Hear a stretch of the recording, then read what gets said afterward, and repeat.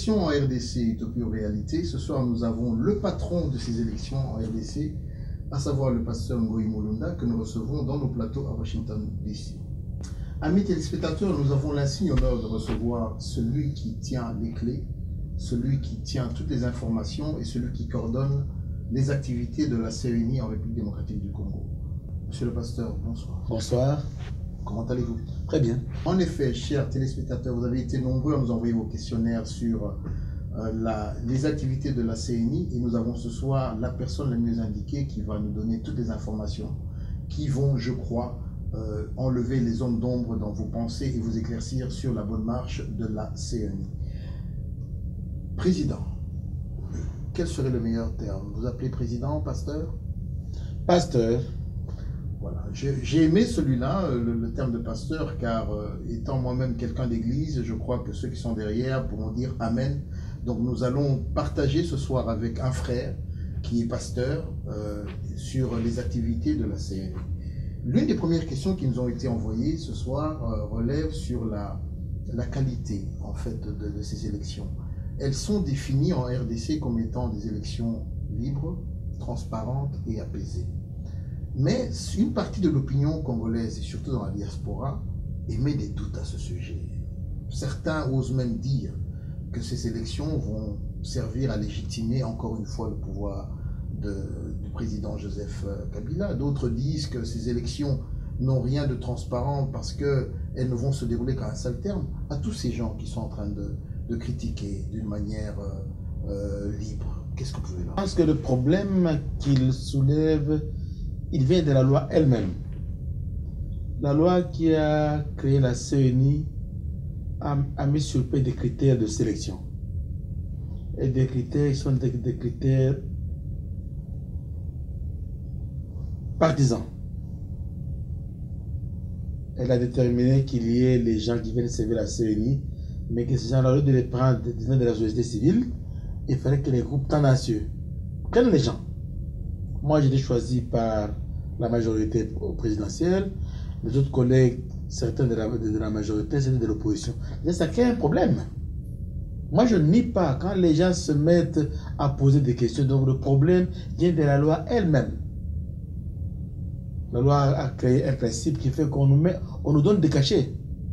Moi, je suis de la société civile.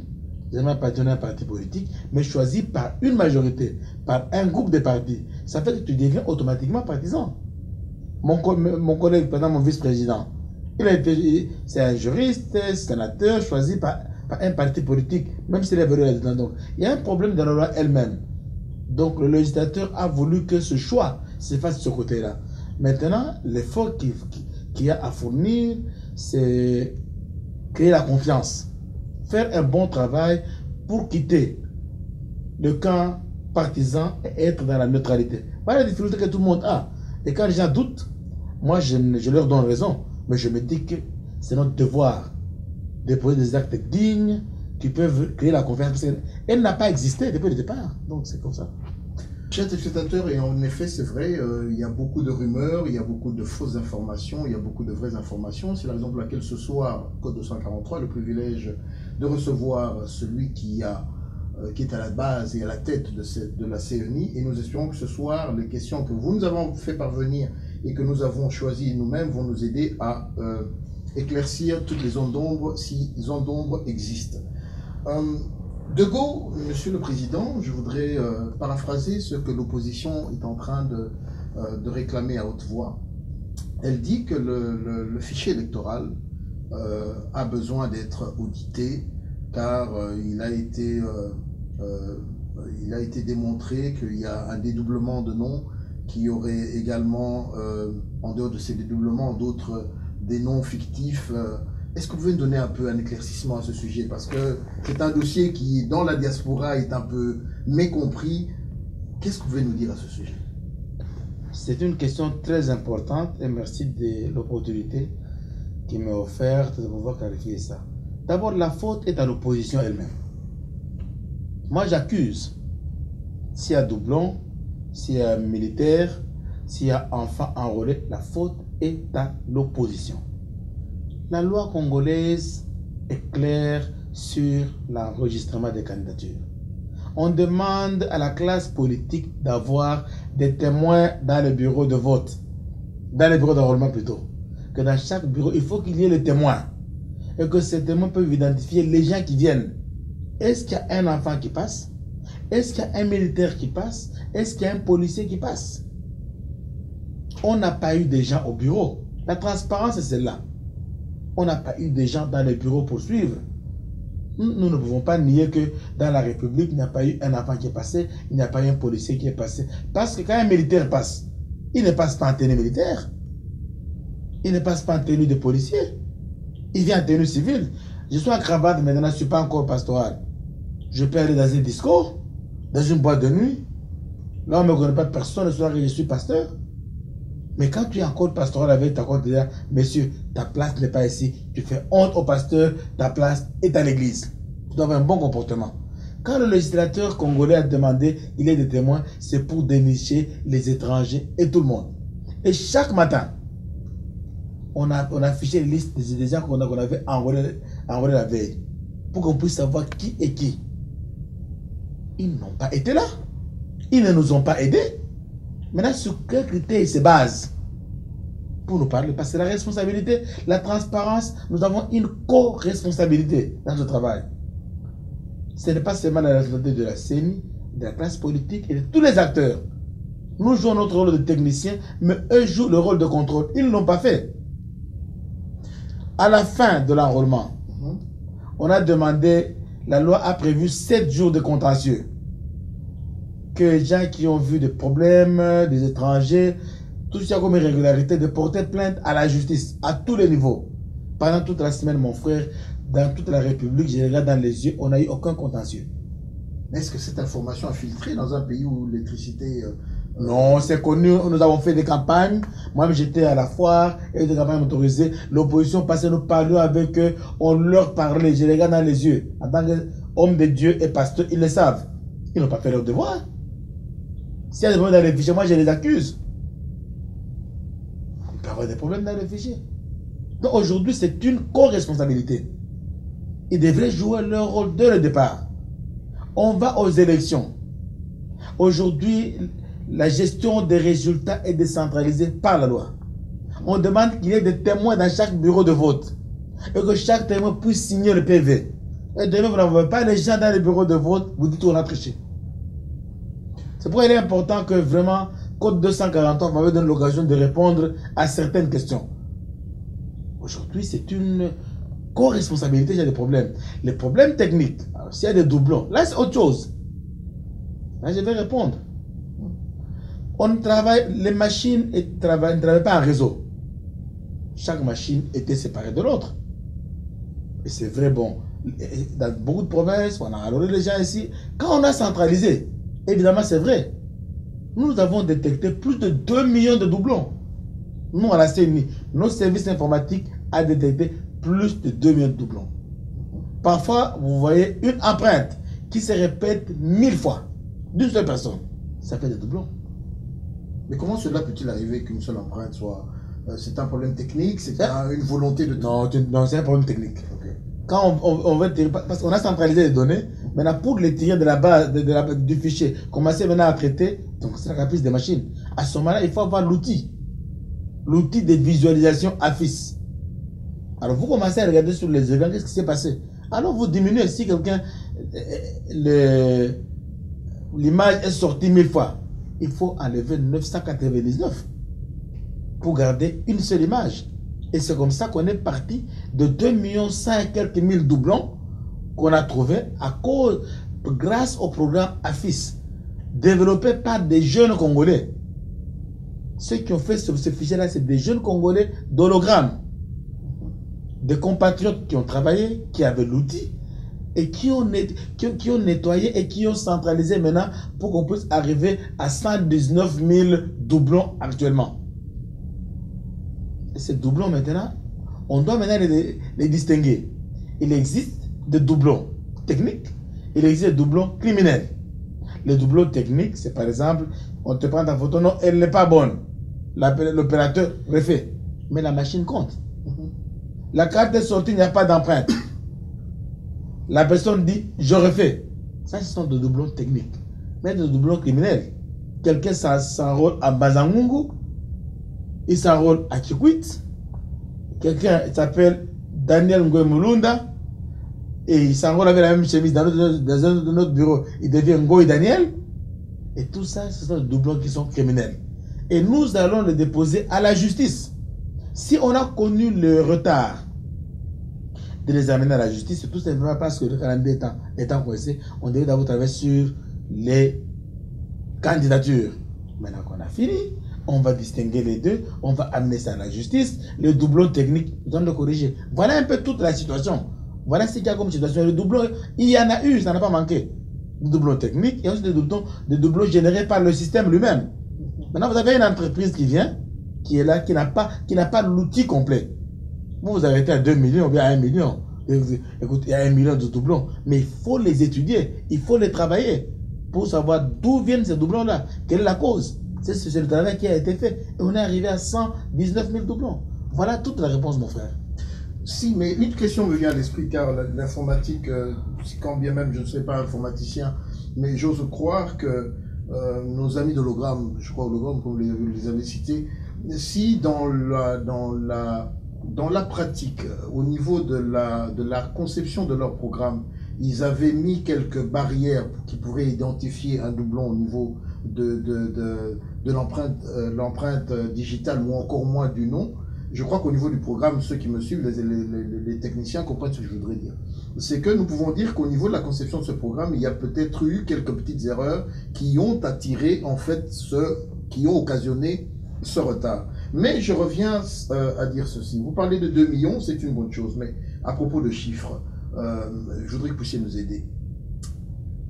Beaucoup s'étonnent que dans la ville de Kinshasa, par exemple, pour laquelle aujourd'hui, sans recensement, on parle d'une population estimée d'environ 10 millions d'habitants, l'on constate seulement qu'il y a moins de 4 millions, je crois que c'est 3 400 000 ou 3 200 000 personnes enrôlées.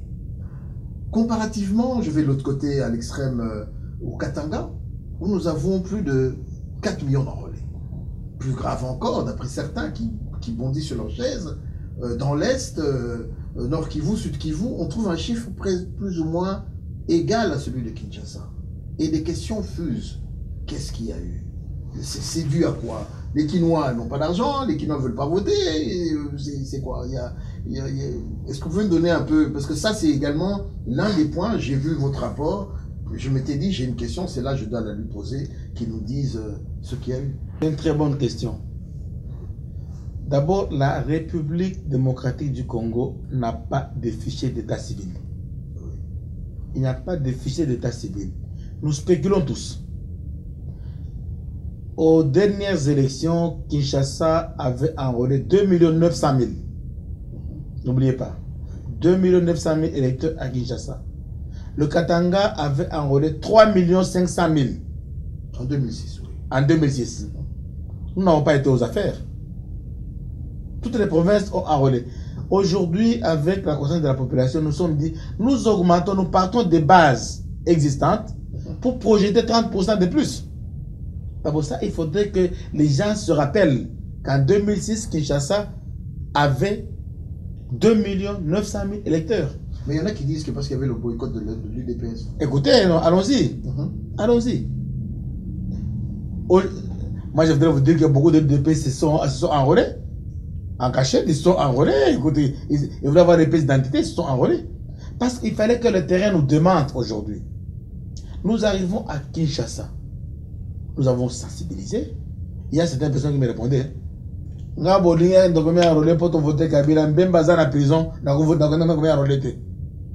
Ça, moi, c'est des réponses que j'ai reçues. Parce qu'à un moment donné, il faut dire la vérité à la population. Ça, c'est un. De deux, on demandait, pour aller s'enrôler, il fallait présenter des pièces. Le passeport, la carte d'électeur de la fois passée, la carte d'élève, le permis de conduire, ou même la vieille carte de flambeau à moto là. Ce sont les pièces qui étaient reconnues. Si tu n'as aucune de ces pièces-là, il fallait amener 5 témoins ayant voté dans le même bureau. Kinshasa a créé son propre système d'attestation de perte de pièces. Et les bourgmestres faisaient payer 1000 francs ou 2000 francs pour ça. C'est beaucoup pour le commun des mortels. Moi-même, je me suis battu contre ce système. Mais les dirigeants de Kinshasa n'ont pas voulu ça. Pour les bourgmestres, les ministres de l'Intérieur de la province, c'était l'occasion pour eux de faire des recettes. Et ça a bloqué les gens. Pourquoi je dois payer 2000 francs? Et nous avons dit que l'attestation de paie des pièces était une pièce illégale. Et n'était pas reconnue. Il ne faut pas y aller. Ça, c'est un. Le bureau s'est arrangé. Nous avons fait la caravane motorisée à Kinshasa, invitant les gens à aller s'enrôler. Nous avons dit aux Kinois, attention, vous allez avoir des députés majoritaires qui viendront de l'intérieur. Et ici, il y aura peu de députés. Faites-vous enrôler. Et l'autre chose, je voudrais vous dire une vérité aussi. La plupart des députés, sénateurs et dignitaires sont rentrés mobilisés chez eux. Moi-même, j'ai reçu... Pourquoi ne parlez pas de l'Équateur aujourd'hui? Parce que l'Équateur a presque 4 millions d'électeurs. Oui. Après le Katanga vient l'Équateur. Vous savez ce qu'il y a eu? Les dignitaires de l'Équateur se sont tous mobilisés. Je les ai même reçus. Nous voulons aller mobiliser chez nous. Il manque de machines. Il manque de groupes électrogènes. Ils sont partis mobiliser.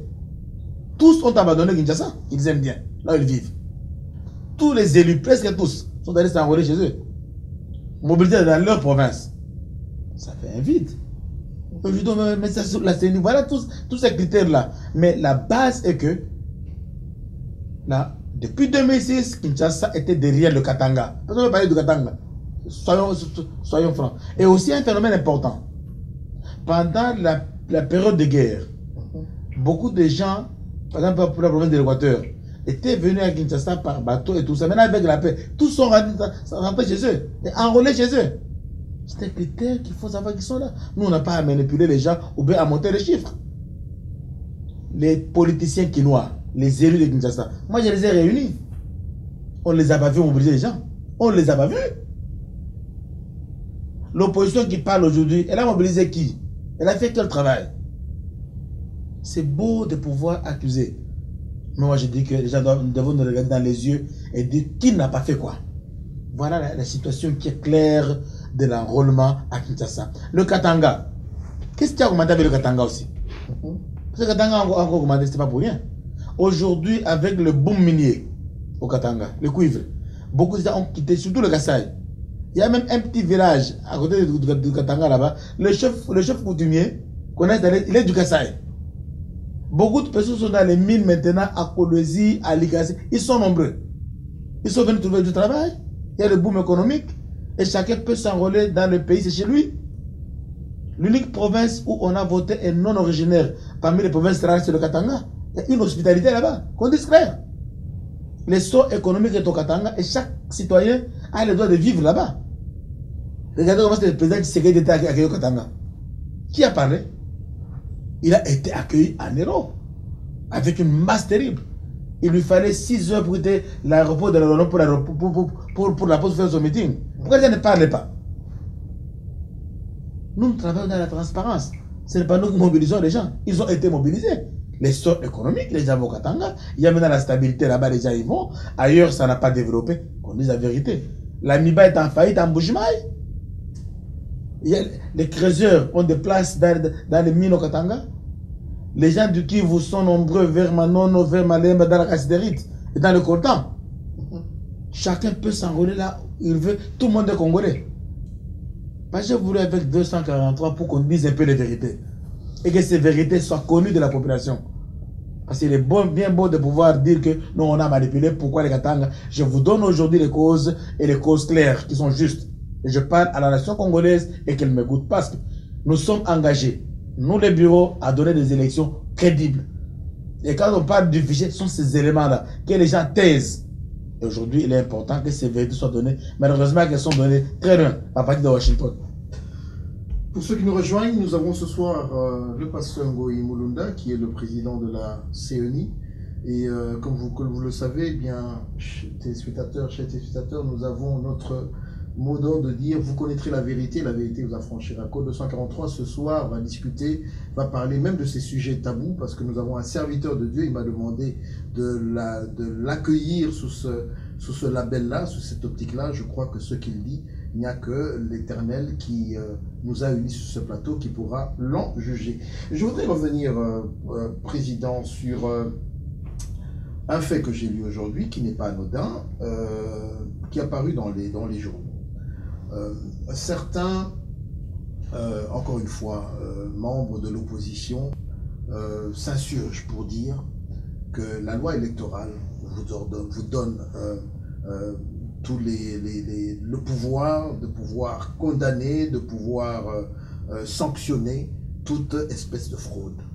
Il s'avère que dans la ville de Kinshasa, excusez-moi, je vais lire, dans l'Alukunga, il y aurait eu, le PPRD aurait proposé 15 candidats, alors qu'il n'y a que 13 sièges qui sont octroyés à la députation nationale. Et que la loi électorale stipule bien clairement qu'aucun parti ni regroupement politique n'a le droit de donner un nombre plus important que celui des sièges. Pourrait-on dire que c'est une erreur du PPRD qui n'a pas bien lu les textes, ou encore une tentative de fraude, ou qu'attend la CENI pour pouvoir sanctionner ce genre de cas qui se sont répétés, non point simplement dans la Lukunga, mais dans la Tchangou. On parle même de Kipushi, de Kisangani. Bon, ça fait en fait partie des contentieux. Est-ce que vous avez prévu un moment précis où la CENI va s'occuper de tous ces cas-là, de manière à garder cette crédibilité pour laquelle vous vous battez Les gens lisent très mal les textes. Ok. Vous avez parlé d'un moment pour le contentieux. Ça, c'est le cas, c'est la justice. Tous ces cas, nous avons appris, ont été transmis à la justice. Je pense que la Cour suprême est en train de recevoir les partis et prendre des décisions. Et la Cour suprême pourra disqualifier les gens ou bien enlever les gens. Nous, on constate, nous, on envoie la liste. Ce n'est pas à nous de sanctionner. Non, non, non, non. C'est à la Cour suprême, c'est à la justice de faire son travail. Et cette semaine, c'est la semaine des contentieux. Nous, on attend la semaine prochaine, quand la Cour aura fini, la Cour rendra son arrêt, et l'arrêt qui va être rendu par la Cour, et nous, on va appliquer ça. On ne fait pas la police de dire on sanctionne, non, non. Les histoires sont remises à la Cour. Il est à la Cour de faire son travail. Donc, on attend que la Cour, nous aussi, on a suivi qu'il y a des choses qui sont parties en justice. C'est bien que la justice se prononce. Il est à la justice de faire son travail. Parfois, les gens substituent la CENI à tout, hein. On nous substitue vraiment à tout, la CENI fait ceci, non, nous sommes limités par la loi. Ce pays-là, c'est pourquoi il y a les cours et tribunaux, et c'est pourquoi il y a une période de contentieux où la justice va se prononcer. C'est le devoir de la justice de voir si réellement ces cas-là qui sont présentés sont vrais, de savoir pourquoi, et à la justice de prononcer. Au présidentiel, par exemple, nous, on a reçu 11 candidats, mais il y en a eu 5 qui sont allés en justice. Nous, on a attendu et la Cour a dû confirmer notre liste, on avance. Si la Cour aurait ajouté quelqu'un, on va prendre. Si la Cour disqualifie des personnes, je vous ai parlé ici des doublons. Nous nous sommes dit que nous allons déposer ça où? Les doublons criminels à la Cour.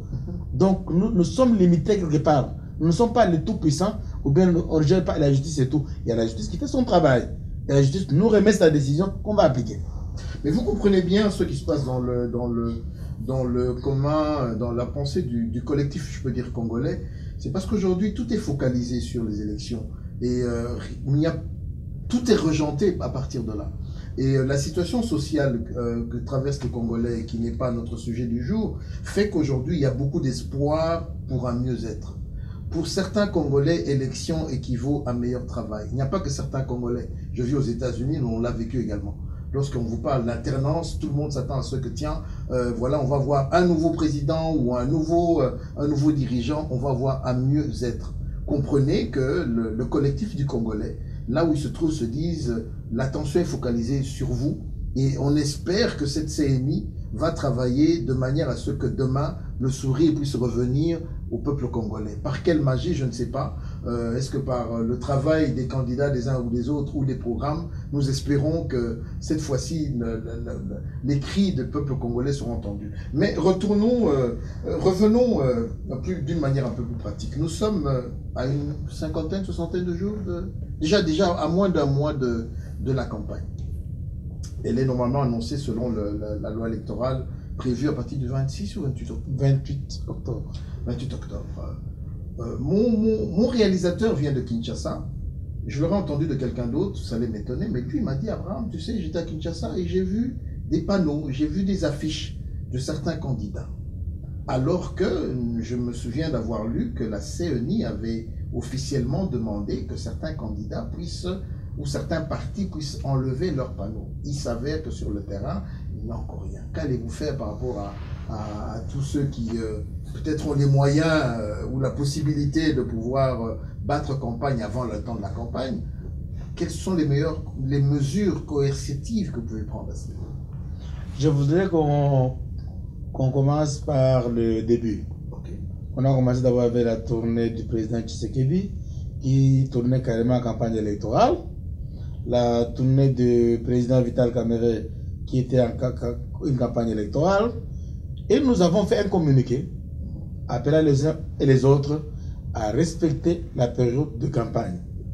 Mais là, finalement, est venue la majorité présidentielle, avec la rencontre Kingakati, avec des panneaux partout. Cette fois-là, nous avons écrit, on n'a pas fait un communiqué, on a écrit à la majorité présidentielle, la rappelant en ordre et disant que la période de campagne n'avait pas encore commencé.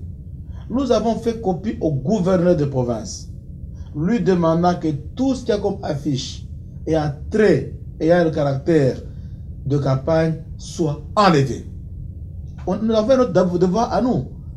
Parce que les élections, on l'a fait avec la police, avec la territoriale, et qui nous assiste. Nous, on a fait notre devoir. Et cette lettre, on ne l'a pas remise sous coulisses, on l'a remise ouvertement. Et on a dit à la population, on a dit à la majorité, voilà la position que nous avons prise. Il n'est pas à nous maintenant de mettre sur les véhicules avec les policiers, que ce n'est pas le travail. On va outrepasser. Je pense qu'aujourd'hui, nous avons besoin de la coopération du gouverneur de province, et j'ai rencontré le vice-premier ministre et le ministre de l'Intérieur et de la Sécurité, et lui à son tour a instruit tous les gouverneurs. Et j'ai appris que dans certaines provinces, les gouverneurs ont commencé à enlever. Et je voudrais profiter de l'occasion pour demander encore au gouverneur de Kinshasa pour qu'il puisse appliquer ça, qu'on descende tout ce qu'il y a comme panneau, tout ce qu'il y a comme photo qui a trait de campagne, mais ce n'est pas encore la campagne, ça nous protestons, c'est vrai. Nous, on a fait notre devoir. Je sais que les gens nous regardent, mais nous sommes limités, notre travail est limité. Vous voyez demain le président de la CENI en train de couper les pancartes dans la rue, ce n'est pas notre travail. Nous nous adressons aux gens qui s'occupent de l'ordre, aux gens qui s'occupent de la sécurité, d'appliquer la loi. Maintenant, la balle est dans le camp, disons-nous clairement, du gouverneur de la ville. Sinon, on a écrit, on n'a pas accepté ça. Il est à eux d'appliquer ça. Mais croyez-vous sincèrement que le gouverneur de la ville, M. Kimbuta, peut-il se permettre d'aller arracher la photo du président de la République sans qu'il y ait sanction, ou bien que l'on considère cela comme étant un excès de zèle? Je vais tourner la question. Qui aurait cru que moi j'aurais écrit demandant qu'on enlève les photos du président Kabila en route? Parce que moi j'ai écrit. Parce que si tu as une responsabilité nationale, tu oublies ce que tu es et tu respectes la loi, tu agis en tant que responsable, en tant que leader. Parce que si nous voulons l'apaisement, que tu sois qui, qu'il soit la photo de qui ou de qui, si ce n'est pas la période de campagne, il faut l'enlever. Moi, la majorité a réagi, disant que pourquoi tu nous as dit directement, quand les autres ont fait. Moi, je dis ce que les autres ont fait était moins scandaleux que ce que vous avez fait. Il fallait qu'on vous saisisse. Je l'ai fait, je l'ai écrit. Donc, chacun doit jouer son rôle en tant que responsable. Pour ceux qui nous suivent, veuillez comprendre, vous êtes sur Code 243, le pasteur Ngoï Mulunda est avec nous. Et là, nous rappelons et nous demandons à tous ces responsables politiques, gouverneurs, on vous a enjoint, please, faites respecter la loi de manière à ce que nous puissions tous partir sur un même terrain et que ces élections puissent être transparentes, libres et apaisées pour tout un chacun. Je vais me retourner, s'il vous plaît, encore vers vous. Pour citer un parti d'opposition, l'UDPS, pour ne pas le citer, avec sa 80aine de partis alliés, je peux même rajouter 81 parce que M. Léon Kengo aurait rejoint cette mouvance, ou non, serait en train de la rejoindre, se sont organisés pour avoir d'une manière hebdomadaire une marche pacifique contre les installations, contre la CENI. Vous, en tant que responsable, comment voyez-vous cela? Une tentative d'amener plus de clarté au fonctionnement de la CENI, de l'intoxication, comment voyez-vous cela? Parce que de l'extérieur, on est perdu, on ne sait plus, parce que j'ai encore appris qu'hier, pas plus tard qu'hier jeudi, non, c'est aujourd'hui jeudi, nous sommes jeudi à Washington DC, à Kinshasa, il y a eu une manifestation qui a été étouffée au niveau de Limete. Il y a eu des tirs de lacrymogènes. Gloire à Dieu, cette fois-ci, il n'y a pas eu de mort parce que la police a su un peu mieux gérer. Mais vous, en tant que responsable, quel message pouvez-vous lancer de manière à ce qu'il y ait de l'apaisement? Parce qu'on a l'impression qu'il y a une escalade ou il y a une volonté d'escalade pour amener un désordre social. Qu'est-ce que vous pouvez dire à ce sujet? D'abord, j'ai un message à adresser à l'UDPS. L'UDPS doit préparer ses élections. La CENI n'est pas ennemie à l'UDPS. Nous sommes une institution technique. Nous préparons les élections pour tout le monde. On ne comprend pas pourquoi l'UDPS s'acharne contre la CENI. Là, je pense que le message, pour nous, il est clair. Ils ont posé des questions sur l'audit du fichier électoral. Nous n'avons pas refusé. Nous avons dit, écoutez, mettez-vous ensemble, l'opposition et le pouvoir, envoyez-nous des techniciens, des informaticiens, qu'ils viennent voir comment on travaille, qu'ils travaillent avec leurs collègues techniciens chez nous. L'UDPS, au lieu de nous envoyer, parce qu'il faut que la population le sache, au lieu de nous envoyer des techniciens, ils nous ont envoyé des politiciens, comme les Moubake, les Fayoulou et tout le monde. Nous nous disons, on n'a pas refusé, envoyez les techniciens et venez au forum des partis politiques. Là où la majorité va aussi sortir les gens, que vous définissiez le rôle et le travail et le timing que vous ferez. On n'a pas refusé. On ne sait pas pourquoi. Qu'est-ce qui les pousse à aller dans la rue? Au lieu de préparer les élections, ils sont en train de secouer la rue. Disons-nous la vérité, ils ont eu même des problèmes à bien préparer leur dossier pour les candidatures. Si nous, on a été strict avec la loi, certains seraient dehors. Au lieu de préparer maintenant les élections. Parce que moi, je dis à l'UDPS aujourd'hui, préparez-vous à prendre le pouvoir demain, pas les urnes. Je dis à la majorité, préparez-vous à aller à l'opposition parce que vous voulez perdre demain. Personne n'est garanti. Mais si quelqu'un est dans l'opposition, il faut qu'il y ait des manières pour qu'il se prépare pour prendre le pouvoir demain. Parce que la roue doit tourner. L'UDPS n'est pas appelé à rester toujours dans l'opposition. Il y a déjà des partis, ils n'ont qu'à préparer à mobiliser les gens. Ils étaient absents dans les bureaux de vote, des centres d'inscription.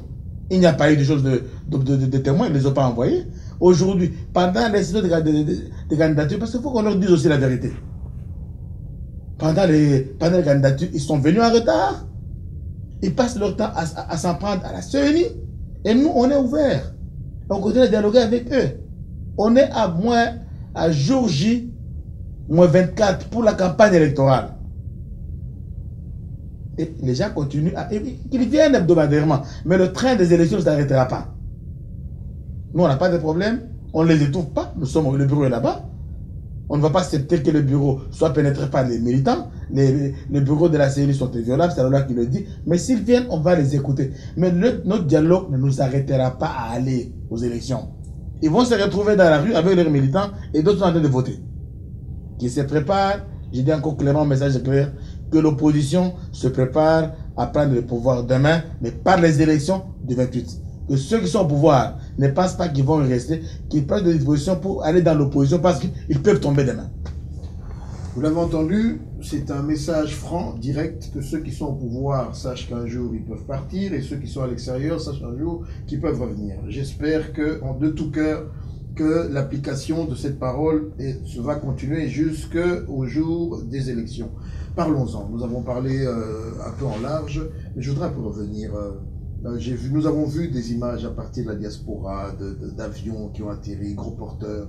On vous a vu à l'aéroport ou votre adjoint, gros porteur avec des kits électoraux et tout ça. Où est-ce que vous en êtes dans l'organisation pratique? Parce que c'est là que... Et surtout qu'aujourd'hui, dans la ville de Kinshasa, dans la revue de la presse de ce jeudi, nous sommes bien le 6 octobre 2011, toute la presse est unanime de dire qu'il risque d'y avoir un report d'élection. Est-ce que vous pasteur, pouvez-vous nous confirmer que vous êtes dans votre temps? Et je vais demander à mon réalisateur, si vous voulez, de nous faire un grand zoom sur le programme qui est là. Dites-nous où est-ce que vous en êtes avec les kits, avec les urnes, avec les listes. Est-ce que vous êtes dans les temps ou bien pas dans les temps, et vous confirmez que le 28, bel et bien, Balinga Balingate, comme on dit chez nous, ça va se passer? Non, ce n'est pas Balinga Balingate. Je voudrais d'abord, avant de passer à la logistique, rappeler l'opposition congolaise. Quand nous sommes venus de Lubumbashi, on a pris fonction le 3 mars. Nous venons de Lubumbashi, on leur a fait des propositions. Soit on découpe les élections, soit on les reporte, qu'on les prépare lentement. L'opposition a dit niet. Le mandat du président Kabila s'arrête le 6, il doit partir. On doit avoir un président élu le 6. Ils l'ont demandé. Ils ont exigé, en respectant la Constitution, qu'on doit faire appel à l'électorat 90 jours avant la fin du mandat. L'opposition était intransigeante. Elle nous a mis dos au mur. Je me rappelle, dans certains partis politiques, je ne vais pas citer ici, on a demandé qu'ils ne nous mettaient pas dos au mur. Et ne croyaient pas qu'un jour, on fera un calendrier qui répondait à la Constitution. Et on a fait ce calendrier-là. Aujourd'hui, ils commencent à nier le propre calendrier. Ils ont promis l'hécatombe, ils ont promis la fin du monde, ils ont promis l'apocalypse. Si le président n'était pas connu le 6 décembre, c'était l'exigence de l'opposition congolaise. Voilà, il faut rappeler les gens. Aujourd'hui, on commence à dire pourquoi la CENI tient au 28 novembre. C'est eux, c'est leur date. C'est la classe politique congolaise qui nous a imposé la date, qui nous croyait incapables d'aller là-dedans. Aujourd'hui, qu'ils n'oublient pas. Je me rappelle à l'immédiat disant à un politicien, pourquoi vous nous mettez dos au mur? Laissez-nous respirer. Est-ce que nous pouvons découper? Non, vous ne découplez pas et vous ne dépassez pas. On a travaillé d'abord dans cette contrainte-là. Je voudrais que la population congolaise le sache et la communauté internationale le sache. Ce sont les politiciens congolais qui nous ont poussés. Ils ont promis qu'il y aura des troubles. On va tout casser dans le pays si on n'a pas de président connu pendant cette période-là. Et nous, on a travaillé selon cette contrainte-là. Certains ont demandé qu'on arrive le 6, qu'on mette un gouvernement d'union nationale, qu'on puisse encore se partager le pouvoir ensemble. Nous nous disons non. La CEI a fait un très bon travail. On doit habituer les gens à l'alternance, qu'ils viennent au pouvoir par les urnes. Nous refusons la transition, ils ne l'auront pas. C'est pour cela qu'on a travaillé dur.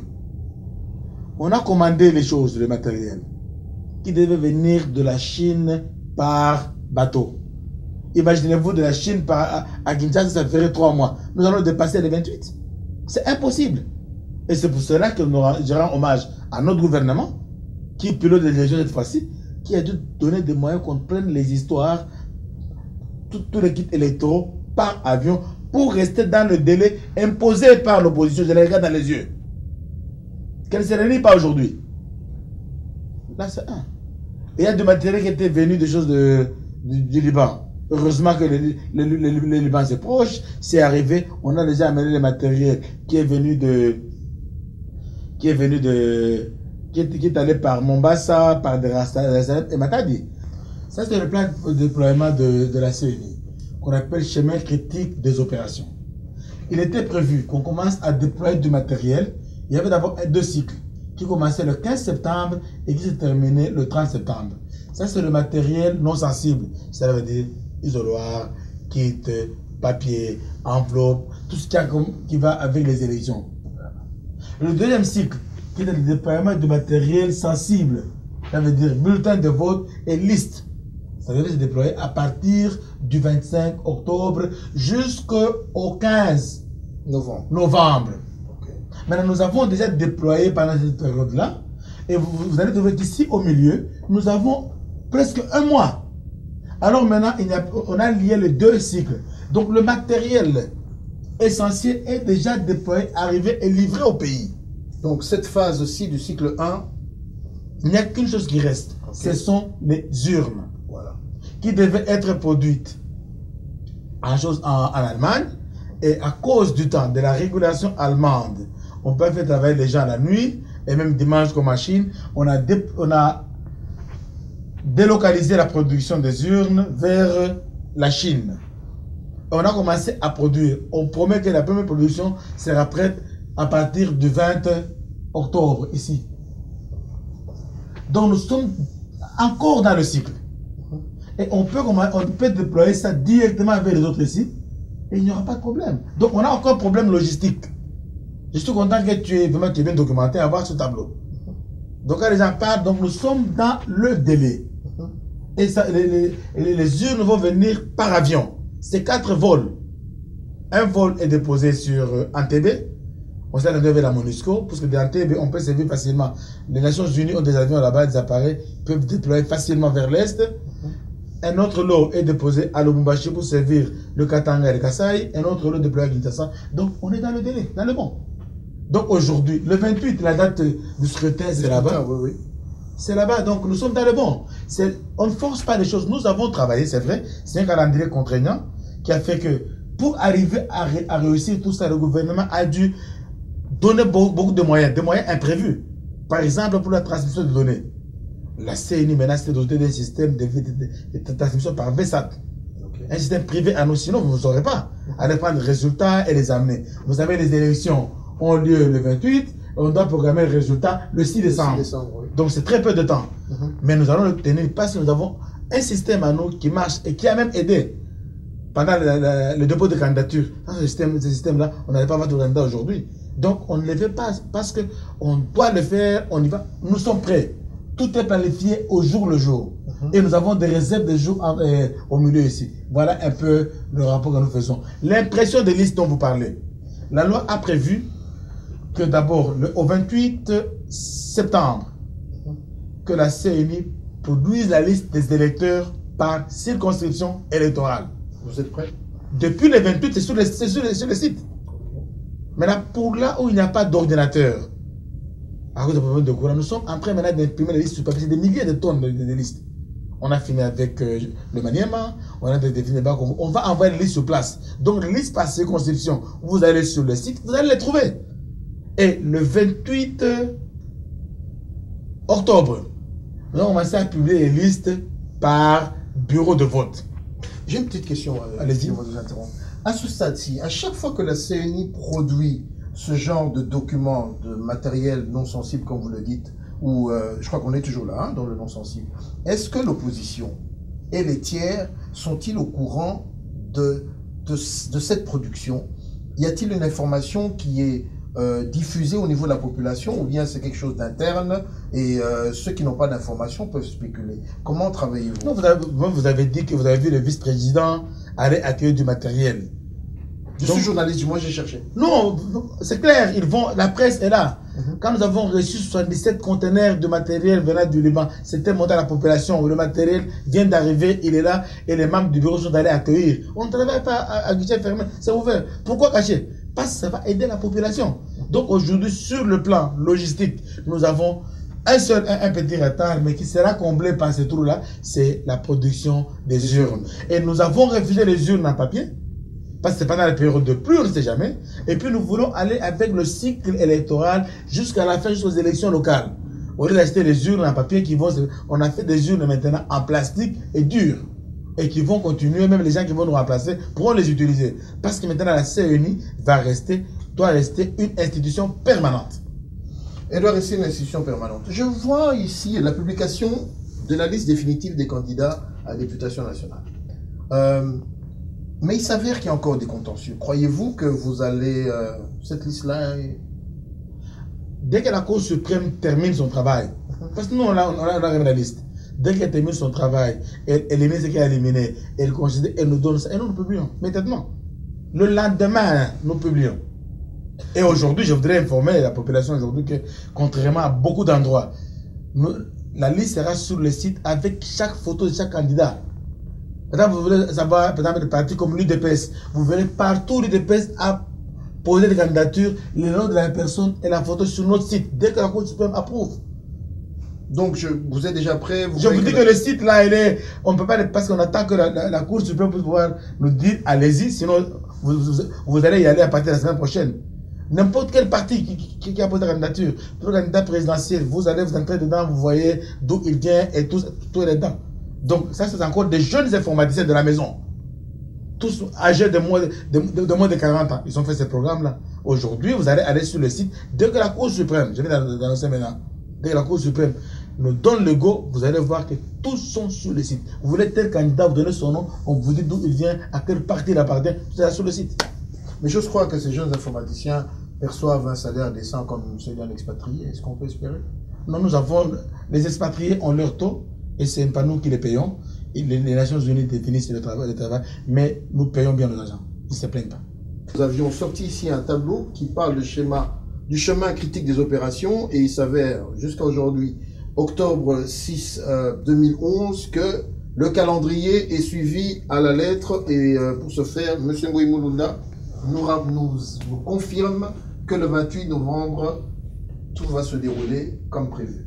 Code 243, ce soir, nous avons le privilège de recevoir le pasteur Ngoï Mulunda, qui est de passage à Washington. Pasteur, encore une fois, bonsoir. Bonsoir.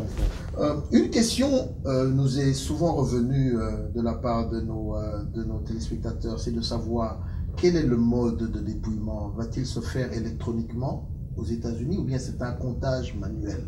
Parce que vous avez parlé de la modernisation, vous avez même acquis une communication par satellite. Comment prévoyez-vous, entrevoyez-vous le comptage des urnes? Ça, c'est une très bonne question. Et je pense que ceux qui suivent cette émission vont comprendre des choses. Notre vote, il est essentiellement manuel. Quand je dis aux gens qui perdent le temps avec le serveur, le vote, il est manuel. Le serveur nous a permis de centraliser les voix, de sortir l'annexe à la loi, les 32 24 640 électeurs. Et c'est fini. Aujourd'hui, qu'est-ce qui va arriver?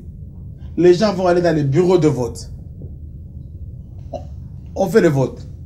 Les 5 derniers électeurs, dans la queue, vers 17 heures, les 5 derniers électeurs, les témoins des partis politiques, ainsi que les observateurs nationaux et internationaux et les présidents du bureau de vote vont compter sur place.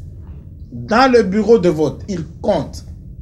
Ils font un PV qu'ils signent tous. Le résultat est affiché directement devant le bureau de vote ce soir même là. Pas demain, pas le lendemain. Le résultat est affiché. Maintenant, ils viennent maintenant, ils vont scanner chez nous. Il y a un scanner là-bas, il y a des panneaux. Ils scannent chez nous le résultat qui vient à envoyer chez nous par VSAT et que nous allons afficher. Et il y a une salle de résultats que nous préparons chez nous. Les gens peuvent venir voir. Donc le vote, il est manuel. C'est sur les 32 millions qu'on va travailler. Quand les gens vont aller se plaindre comment voter le vote, ils n'iront pas avec les serveurs. Ils vont aller avec les PV. C'est pour cela que nous sommes en train de demander aux partis politiques de s'organiser, qu'il y ait des témoins dans chaque bureau de vote. C'est ceux-là qui auront le même PV qu'on amènera à la Cour suprême. Chaque parti a droit d'avoir ça. Et s'il y a un parti qui est organisé avec le téléphone, non, ici on a eu autant, ils peuvent faire leur sommation. Et quand c'est fini au niveau de vote, centralisé au niveau des centres de vote. Un centre de vote, c'est un ensemble de bureaux de vote qui sont dans le même environnement. Après, ça va aller dans la circonscription électorale. C'est là où on centralise pour tous les centres de vote, il y a autant. Voici les résultats. Et aussi, ils font leur PV. Ils envoient et les colis et tout maintenant à la province. C'est au niveau de la province qu'on centralise tous les résultats. Le législateur, à tort ou à raison, a refusé. Le Centre national de compilation des résultats n'existe plus dans la loi. On l'a éliminé parce que les gens l'ont décrié. Et le législateur a refusé. Donc au niveau de Kinshasa, nous n'allons pas compiler les résultats. La compilation s'arrête à la province. Maintenant, la province va seulement envoyer Kinshasa ce qu'ils ont compilé au niveau de la province. Et nous, on va recevoir au niveau du bureau les 11 plis déjà faits au niveau de la province. Nous, on va seulement faire la sommation. À ce problème, je voudrais vous interrompre un peu. Au niveau du centre de compilation, combien de témoins des partis politiques ont-ils droit? Tous les partis, tous les témoins peuvent être là. Ils peuvent même accompagner les plis jusque là-bas. Les témoins des partis ont le droit d'accompagner les plis jusque là. C'est pour ça que la présence des témoins est vraiment importante. Parce que ce sont les témoins qui vont aider à la transparence. Nous, au niveau de Kinshasa, on recevait, j'ai déjà travaillé au niveau de la base. On va recevoir les 11 colis, nous allons les déballer. Nous serons assis tous les 7 membres du bureau. On va faire le total. On fait un PV que tous les membres du bureau signent. Après qu'ils aient signé, moi, Pasteur Mulunda, président de la CENI, je vais annoncer les résultats. C'est comme ça. Donc, le travail, il est manuel. Il est bon pour tous les partis politiques, même pour les candidats députés, d'avoir leurs témoins. Parce qu'ils peuvent faire leur propre sommation. Donc, le vote chez nous, il est manuel. La transmission par Vestat, vous scannez et vous envoyez les résultats faits. Mais la chose, elle est comptée là-bas. Le serveur ne servira à rien. Quand les gens viennent avec des cocktails Molotov, des bouteilles de carburant, voulant brûler le centre informatique, on veut les brûler. Mais demain, on a les résultats. Il nous a servi seulement à avoir la liste des électeurs pour la répartition de sièges. C'est une très bonne question parce que les gens qui iront en contentieux, ils n'auront pas avec les serveurs. Hein? Ils n'auront pas avec les fichiers. Ils vont aller avec les PV. Et c'est les mêmes PV qui sont en beaucoup de copies. On donne une copie à la Cour suprême, une copie aux témoins des partis et une copie qui vient chez nous. Donc la loi maintenant, elle donne beaucoup de pouvoir à la base. Nous aurons 62 000 bureaux de vote. Il faudrait que les partis s'organisent pour qu'il y ait au moins 4 témoins dans chaque bureau pour suivre. Parce que je serais démagogue en disant aujourd'hui que non, il n'y aura pas de fraude. Non, je ne contrôle pas 62 000 bureaux de vote. Le pays est grand. Nous demandons qu'il y ait beaucoup d'observateurs internationaux, beaucoup d'observateurs nationaux, mais surtout les témoins des partis. Parce que eux, ils vont certifier les résultats là-bas. Quand ils disent que non, il faut que les Nations Unies certifient les résultats. Non, ce n'est pas dans leur mandat. Mais les partis politiques ont mandat de certifier leurs résultats, d'avoir le même PV qui sera envoyé. Donc on ne trompe pas la population. La population doit savoir que ce sont les partis politiques qui ont le pouvoir de certifier les résultats. Ils ont pour le pouvoir de recevoir le PV des résultats. Et les résultats seront affichés le même soir devant chaque bureau de vote. Et tout se fera au niveau de la province. Nous, au niveau de Kinshasa, on va recevoir 11 colis qu'on va centraliser. Et nous allons nous mettre ensemble au niveau du bureau. Et moi, je vais annoncer les résultats. Donc, voilà un peu comment ça va se faire. Sur la pratique, vous l'avez entendu, sur la théorie, ça marche très bien. Mais avec ces... que pensez-vous dans les...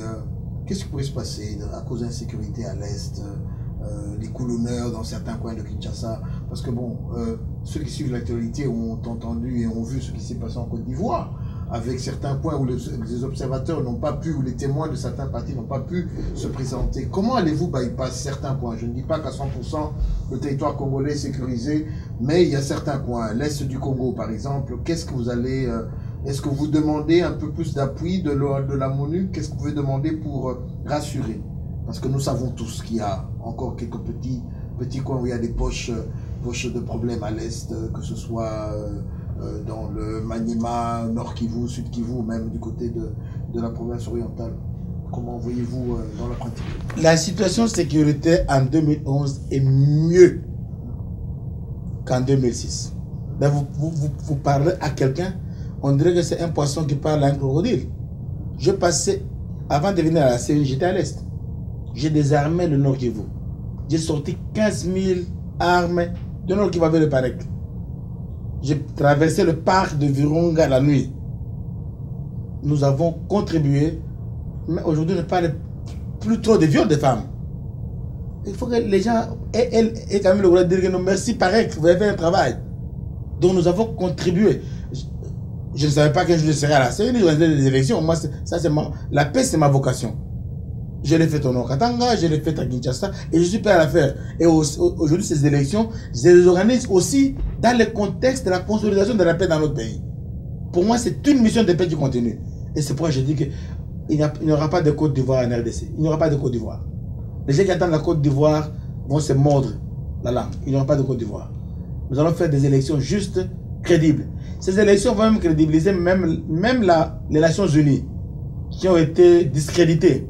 Parce que c'est pas ça en Côte d'Ivoire. Nous, chez nous, nous allons restaurer l'image de la communauté internationale. Parce qu'on va faire des élections justes. Parce qu'il est important qu'on le sache. Je sais, il y a des petits problèmes, c'est vrai. Les problèmes ne manquent pas. C'est un groupe qui se comporte en bandit, par-ci, par-là, par-ci, par-là. Là, vraiment, on ne peut pas le nier. On attaque les gens, on tue les gens, c'est malheureux. Nous demandons à ce que l'armée fasse son travail, que la MONUSCO fasse son travail, qu'on reste absolument vigilant. Mais sur le plan général, en tout cas, ça va mieux. Nous avons enrôlé dans toute la République. Il n'y a aucun endroit où on n'a pas enrôlé pour dire qu'à cause de l'insécurité, c'est déjà une indication que la situation est mieux. Donc aujourd'hui, la CENI a enrôlé partout. Et au moment où nous vous parlons, les missions viennent de rentrer des provinces. Nous avons envoyé 147 personnes pour faire ce qu'on appelle le repérage. Ils vont repérer les lieux. Là, on va mettre les bureaux de vote. Là, on va mettre les centres de vote. Ils vont même repérer les gens que nous allons engager pour les former afin de travailler dans ces bureaux de vote. Et tout le monde, ils sont allés partout. Ils sont rentrés. On n'a pas reçu un rapport disant qu'à tel endroit, on n'est pas arrivé. Donc, nous prions. Et nous voulons encourager nos compatriotes et encore les armes à laisser la démocratie s'installer. Qu'ils joignent le bateau de la démocratie et des élections. L'histoire là dépend des armes pour pouvoir avoir les postes des ministres est révolue. Qu'ils viennent, qu'ils entrent dans le jeu démocratique, qu'ils se fassent élire, ils auront leur poste. Donc on laisse la démocratie s'installer. Il faudrait qu'il y ait, ces élections doivent être une bonne nouvelle de la RDC envers le monde. Les gens attendent la mauvaise nouvelle, mais Dieu va les confondre. Et le peuple congolais a la maturité de faire du miracle. Nous voulons avoir une bonne nouvelle à dire au monde que les Congolais l'ont fait. On n'y a pas cru, mais avec l'aide de Dieu et la volonté des uns et des autres, on va y arriver. C'était presque le mot de la fin, mais une petite question. Pour ceux de la diaspora, parce que vous l'avez dit, que vous allez convier certains observateurs de la diaspora. C'est par quel mécanisme? Y a-t-il un quota? Il y a les États-Unis, il y a le Canada, il y a l'Amérique du Nord, bref. Il y a l'Europe, il y a l'Afrique. Comment allez-vous vous organiser? Que doivent faire ces personnes-là? Est-ce que vous avez déjà trié une liste? Bon, parce qu'ils nous suivent, ils vont se poser la question de savoir, en pratique, qu'est-ce que vous avez prévu?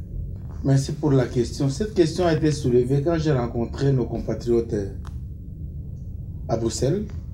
On a échangé avec eux et c'était un dialogue franc avec eux. Et ils m'ont demandé d'être juste, d'être franc et de proclamer, d'annoncer celui qui sera victorieux. Et je leur ai dit en tout cas, celui qui gagne sera proclamé. À un moment donné, ils ne m'ont pas cru. Alors, vous qui êtes à Bruxelles, bien que nous ayons des problèmes financiers, la CENI va supporter 20 délégués de la diaspora. Que ces gens-là viennent à Kinshasa, qu'ils soient mélangés, qu'il y ait aussi de la presse. Hein. C'est la presse qu'il y ait. Mais dans les 20 personnes, que la CENI allait payer les frais, qu'ils viennent à Kinshasa, qu'ils participent à l'observation, au comptage de voix, afin de pouvoir dire si la personne qu'on aura proclamée n'a pas gagné ou pas. Donc nous avons fait une ouverture, malheureusement c'est sélectif. On a dit qu'il passe par notre ambassade à Bruxelles, que l'ambassade puisse pouvoir nous envoyer les noms, et qu'on donne le nom, et nous on va envoyer les billets et les frais de séjour. Donc malheureusement à cause du budget, nous sommes seulement limités à Bruxelles.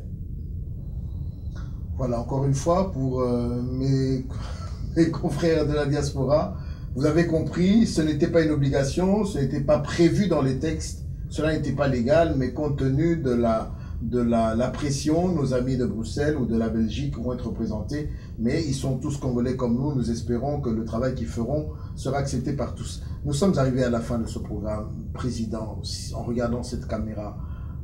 Je vous ai dit en aparté, après vous avoir écouté la fois passée, que vous avez sur les épaules, vous portez l'espoir de la République démocratique du Congo. Vous portez l'espoir de la paix en République démocratique du Congo avec ce processus que certains appellent de tous les dangers.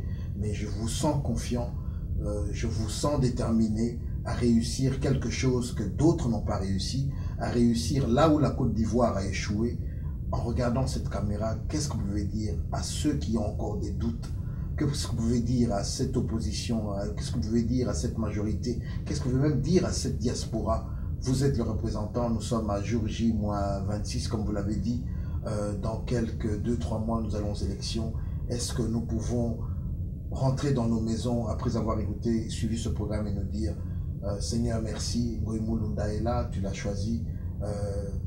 Il n'y aura rien parce qu'il n'y a pas de fausseté en lui. En regardant cette caméra, qu'est-ce que vous pouvez leur dire? Je voudrais dire à tous mes compatriotes que la nation nous a fait confiance, c'est pour lui donner de bonnes élections. Moi, personnellement, je me suis battu pour la paix et je sais que les élections volées, les élections trichées sont la cause de la guerre et des violences. Nous aurons trahi toute notre cause et tout le combat que nous avons fait à travers l'Afrique. Nous promettons et nous sommes engagés à faire de bonnes élections. Que les gens se préparent à venir, à aller se battre sur le terrain des élections. Il n'y aura pas de Côte d'Ivoire chez nous. Le Congo a tant souffert. Trop de sang a coulé chez nous. Mais nous voulons que par ces élections, qu'il y ait une bonne nouvelle, que la RDC redevienne une bonne nouvelle pour le monde entier. Les gens ont peur, les gens prévoient les dangers, mais nous disons que nous allons prouver le contraire. Nous voulons que ces élections soient un démenti. C'est pourquoi nous appelons les gens à la bonne volonté des gens. Il y a ceux qui ont la mauvaise foi, qui veulent du mal, mais ils seront confondus. Nous sommes engagés, venez aux élections. Que ceux qui sont au pouvoir se préparent à aller dans l'opposition quand ils vont échouer. Et que ceux qui sont dans l'opposition, qui se préparent à gouverner le pays quand ils vont réussir. Nous annoncerons des résultats justes. À l'opposition, à ceux qui sont dans la majorité, envoyez vos témoins pour la transparence des élections, pour qu'ils puissent contrôler tout le travail. À la communauté internationale, qu'elle nous accompagne sans hypocrisie et qu'elle nous suive. Parce que parfois l'hypocrisie internationale peut nous créer des problèmes. À la diaspora, c'est comme les enfants d'Israël à Babylone, dans Psaume 137. Ils ont dit comment est-ce que nous allons chanter un cantique de joie quand Jérusalem est détruite. Quand vous nous grondez, quand vous vous fâchez, moi je vous comprends. Parce que c'est votre patrie. Venez avec nous. Faites-nous confiance, nous allons vous faire de bonnes élections. Et vous aurez les dirigeants que le peuple aura choisis. Encore une fois, le 28 novembre, les élections auront lieu. Ce n'est pas le 27, ce n'est pas le 31, ce n'est pas le 28, ce n'est pas le 29, mais c'est le 28 novembre 2011. Nous nous y préparons et nous disons merci pour tout le soutien que nous recevons. Encore une fois, le 28 novembre, venez choisir vos dirigeants, venez leur donner votre confiance, venez disqualifier ceux que vous n'aimez pas, ne votez pas pour eux et faites-les tomber. Merci. Je vous remercie. Bonsoir chez vous.